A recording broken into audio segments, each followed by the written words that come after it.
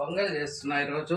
చూడండి, ఇది వచ్చి జస్ట్ బియ్యము, పెసరపప్పు.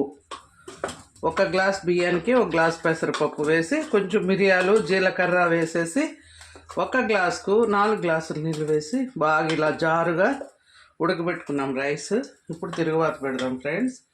నెయ్యి, పొంగల్ టేస్ట్ అంతా నెయ్యిలోనే ఉంటుంది ఫ్రెండ్స్. జీలకర్ర బాగా వేయాలి ఫ్రెండ్స్. అందులో కొంచెం ఆవాలు,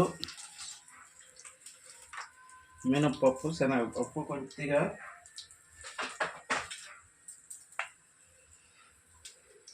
కరివేపాకు ఫ్రెండ్స్, వెల్లుల్లి. నేను అల్లం వేయను ఫ్రెండ్స్, కొందరు వేసుకుంటారు. జీడిపప్పులు, ఆనియన్స్, ఇంగో వేసుకోవాలి ఫ్రెండ్స్. ఇప్పుడు ఇంగో అయిపోయింది, ఇంకా ఆర్డర్ పెట్టాడు బాబు, రాలేదు. ఇంగో మిస్ అయింది. ఇవన్నీ బాగా వేగాక లైట్గా మిరియాల పొడి వేసుకున్నాం ఫ్రెండ్స్.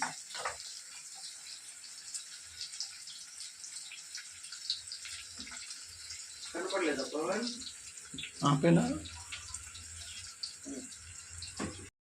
మిరియాల పొడి కొంచెం. ఆల్రెడీ మనం మిరియాలు వేసుకున్నాం కదా ఫ్రెండ్స్, కొద్దిగా మిరియాల పొడి. ఫైనల్గా కొత్తిమీర వేసుకోవచ్చు ఫ్రెండ్స్.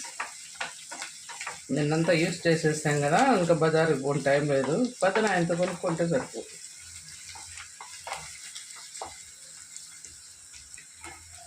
కొంచెం మిరియాల పొడి కూడా లైట్గా వేగిన తర్వాత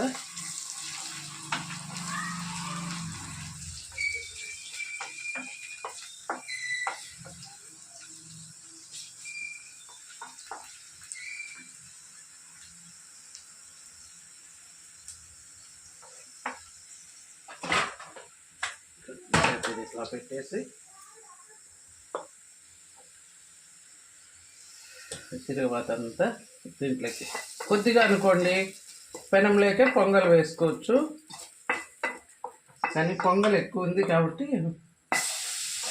ఇలా నెయ్యి అంత వేస్ట్ కాకుండా మళ్ళీ కొద్దిగా పొంగల్ వేసి అలా వేస్తాం.